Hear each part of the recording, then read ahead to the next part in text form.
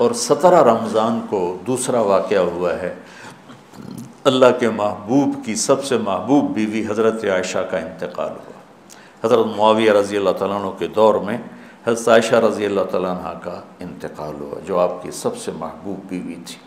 और इस हद तक कि कहा, या अल्लाह, हाज़ा कसमी फ़ीमा अमलिकु फ़ला तो आख़िज़नी फ़ीमा तमलिकु वला अमलिकु। अल्लाहु अकबर। या अल्लाह, मैंने बीवियों में बराबरी की है, पर मेरा आयशा से प्यार ज़्यादा है, इस पर मेरी पकड़ न फरमाना।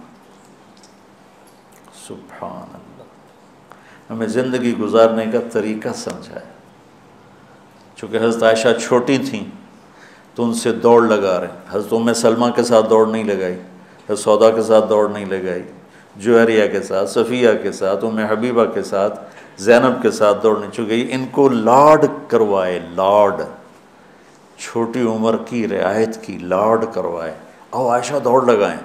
ये हज़रत आयशा ने नहीं कहा दौड़ लगाएं, अल्लाह के नबी ने कहा आयशा आओ दौड़ लगाएं। और एक दफ़ा नहीं, 2 दफ़ा सूडानी मस्जिद में तमाशा कर रहे थे, आओ आयशा तुम्हें तमाशा दिखाऊं।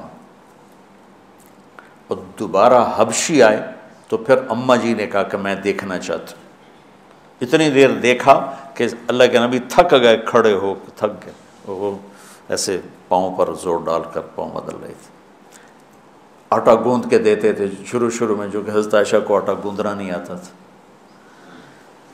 फिर पास बैठकर 1-2 नवाले मुंह में डाल देते थे।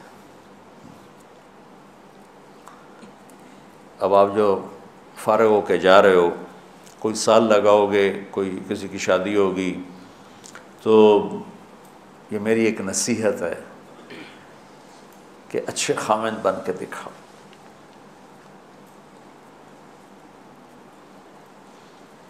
और अच्छा खामिंद वो होता है जो अच्छे अखलाक वाला। अभी आप छुट्टियों में जा रहे हैं घर, तो अपने वालिदैन की खिदमत, बहन भाइयों की खिदमत। वो तबलीग में एक इस्तिलाह चलती थी, इबादत से जन्नत मिलती है, खिदमत से खुदा मिलता है। ये कहा करते थे खिदमत की। तो हज़रत आयशा रज़ी अल्लाह तआला अन्हा का इंतकाल हुआ 17 रमज़ानुल मुबारक। अल्लाह के महबूब की सबसे महबूब बीवी, पहली और आखिरी खातून जिनके सीने पर सर रखे हुए किसी नबी ने जान दी, वो भी नबियों के सरदार। माता फ़ी सहरी व नहरी का यहाँ मेरे नबी का सर था और आप उनको आसरा दे के इस तरह बैठी हुई थी, और आप थोड़ा सा यूँ नीम दराज थे इस हालत, और यहाँ सर रखे हुए हज़रत आयशा के सीने पर नबी ने जान दी, ये कायनात की वाहिद खातून है जिसके सीने पर सर रखे हुए नबी ने जान दी। और आप फरमाती हैं, आखिरी चीज़ जो मेरे नबी के मुंह में गई मेरा लुआब था, कि मेरे भाई अब्दुर्रहमान आए, उनके हाथ में मिसवाक थी, तो अल्लाह के नबी की नज़र यूँ पड़ ऐसे टिक गई मिसवाक पर, तो मैंने अंदाज़ा लगा लिया या रसूलल्लाह मिसवाक करनी, तो आपने यूँ की। तो क्या मैंने अपने भाई से लेकर चबाई, तो मेरा लुआब उसे लगा, वो मैंने आपके मुँह में फेरी या आपने ख़ुद फेरी। तो फरमाया वो आखिरी चीज़ जो मेरे नबी के मुंह में गई वो मेरा लुआब दहन था।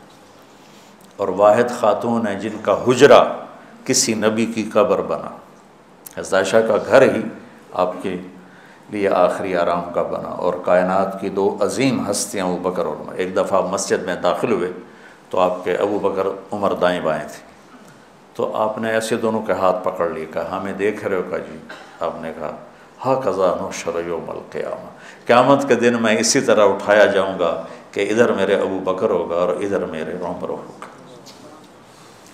तो अम्मा आयशा वो वाहिद ख़ातून हैं जिनका घर मेरे नबी की आखिरी आरामगाह बना, जहाँ 70,000 फरिश्ते सुबह आते हैं, शाम तक दरूद पढ़ते हैं, वो चले जाते हैं, शाम को 70,000 आते हैं, सुबह तक दरूद पढ़ते हैं।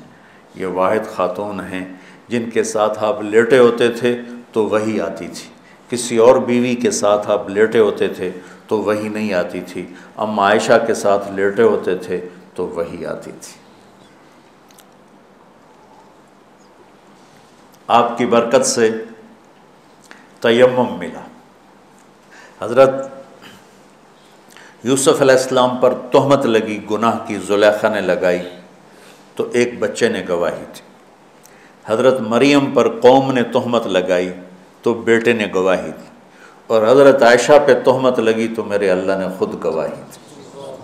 कितना बड़ा फ़र्क है।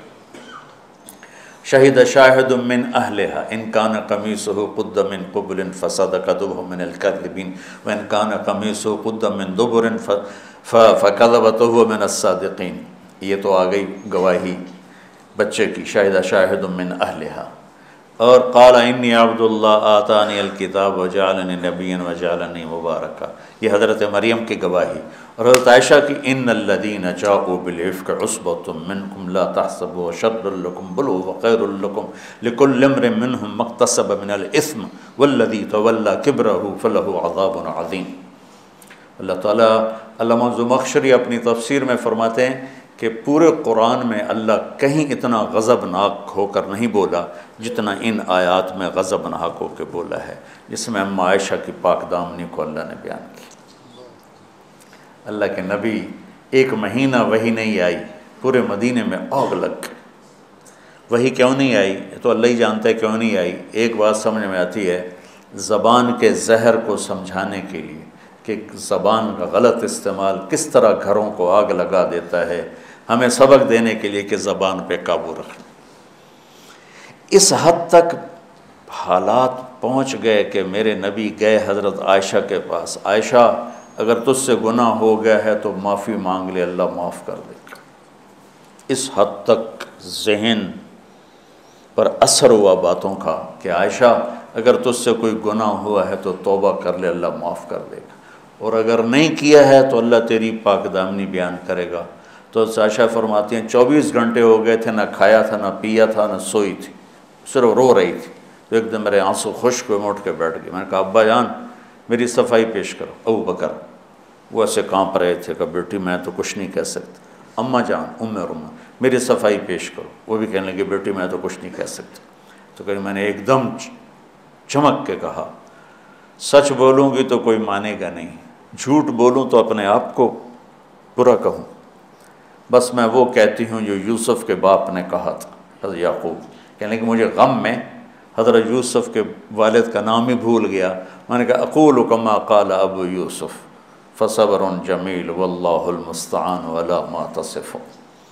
कहने कि ये कहकर मैं लेट गई दोबारा, और मुझे नहीं पता था कि मेरे बारे में कुरान आएगा। मुझे ये था कि अल्लाह का नबी को ख्वाब देख लेंगे या जिब्रील आके कह देंगे ये किस्सा गलत है, लेकिन वो तो कुरान। जब वही उतरी एकदम तो अबू बकर और उम्मे रोमान ऐसे कांपने लगे, चेहरे जर्द होकर मरने वाले होकर कि पता नहीं हमारी बेटी के हक में है या खिलाफ है। जब वही ख़त्म हुई तो मेरे नबी मुस्कुराए ज़ोर से, कहा आयशा मुबारक हो, अल्लाह तेरी गवाही देने खुद आ गया। तो उम्मे रोमान कहने की आयशा उठो अल्लाह के नबी का शुक्र अदा करो। कहा नहीं, मैं उसका शुक्र अदा करूँगी जिसने मेरी गवाही दी। तो 17 रमज़ान हज़रत आयशा का इंतकाल का दिन है। तो आज मैंने अपने ऊपर जबर करके बोल लिया है 50 मिनट। अब दुआ करना मुझे सर दर्द ना हो। और 21 की रात है, सबक पढ़ते पढ़ते मेरे लिए आप सब बच्चे दुआ कर दें।